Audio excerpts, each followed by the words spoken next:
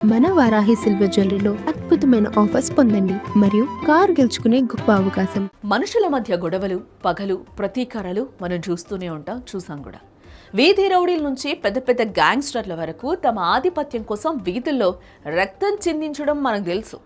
But మనుషులకు అత్యంత దగ్గరగా ఉండే చింపాంజీలు కూడా అచ్చం మనుషుల్లాగే గ్యాంగ్ వార్ చేసుకుంటున్నాయని మీకు తెలుసా? అది ఏదో ఒక రోజు కాదు, ఏకంగా 11 ఏళ్లుగా ఒకరినొకరు చంపుకుంటూ సరిహద్దుల కోసం యుద్ధం చేస్తున్నాయి. Hollywood movie Kingdom of the planet of the apes సినిమాను తలపిస్తున్న ఈ భయంకరమైన అంతర్యుద్ధం ఇప్పుడు శాస్త్రవేత్తలనే విస్మయానికి గురి చేస్తోంది.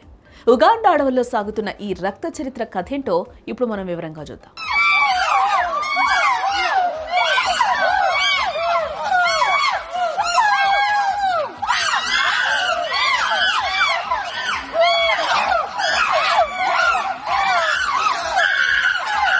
ఉగాండాలో కిబాలే అనే ఒక విశాలమైన నేషనల్ పార్క్ ఉంది.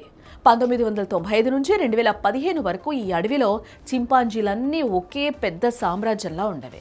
దాదాపుగా 200కు పైగా చింపాంజీలు ఒకే కుటుంబంలో కలిసిమెలిసి వేటాడుతూ ఆడుకుంటూ గడిపేవట. బట్ 2015 జూన్ 24వ తేదీన ఆ అడవి చరిత్రలో ఒక చీకటి రోజు మొదలైందంట. ఏమైందో తెలియదు కానీ ఆ రోజు చింపాంజీల ప్రవర్తనలో ఒక వింత మార్పు వచ్చేసింది.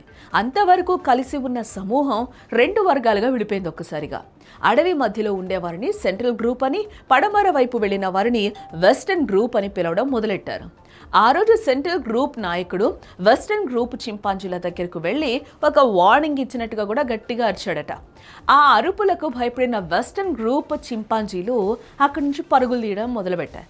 అప్పటి నుంచి ఈ 2 వర్గాల మధ్య పచ్చగడ్డేస్తే భగ్గుమనేలా వైరం మొదలైంది. సాండేల్ అనే జంతు శాస్త్రవేత్త ఈ వింత మార్పును గమనించి అప్పటి నుండి తన డైరీలో వీటి కదలికలను రికార్డ్ చేయడం ప్రారంభించారట. రోజులు గడిచే కొద్దీ ఈ శత్రుత్వం చల్లారకపోగా మరింత ముదిరిపోయింది. 2017 కల్లా ఈ 2 గ్రూపులు తమకంటూ సొంత రాజ్యాలను, సరిహద్దులను కూడా ఏర్పరచుకున్నాయి. మనుషులు దేశ సరిహద్దుల వద్ద గస్తీ కాస్తున్నట్లే ఈ చింపాంజీలు కూడా గుంపులుగా ఏర్పడి తమ సరిహద్దుల్లో నిరంతరం కాపలాగాసేవి. ప్రత్యర్థి వర్గానికి చెందిన చింపాంజీ తమ ఏరియాలోకి వస్తే దాడి చేయడానికి సిద్ధంగా ఉండేవి. 2018 సంవత్సరంలో ఈ వైరం కాస్త హింసాత్మక ఘర్షణగా మారింది.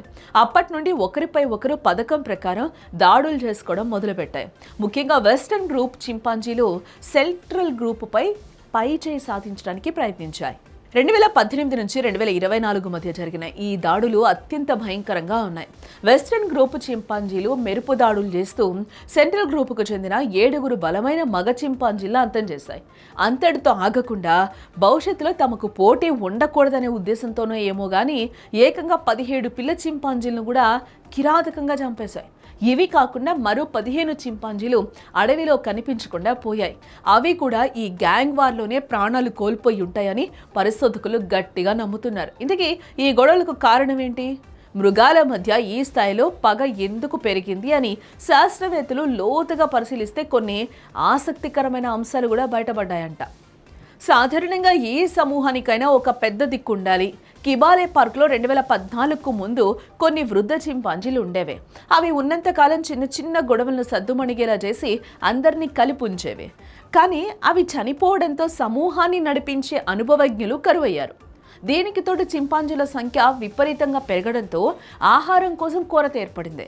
తినే తిండి కోసం, ఉండే చోటు కోసం ఈ 2 వర్గాలు విడిపోయి ఇలా యుద్ధం చేస్తున్నాయని సాండేల్ తన అధ్యయనంలో పేర్కొన్నారు.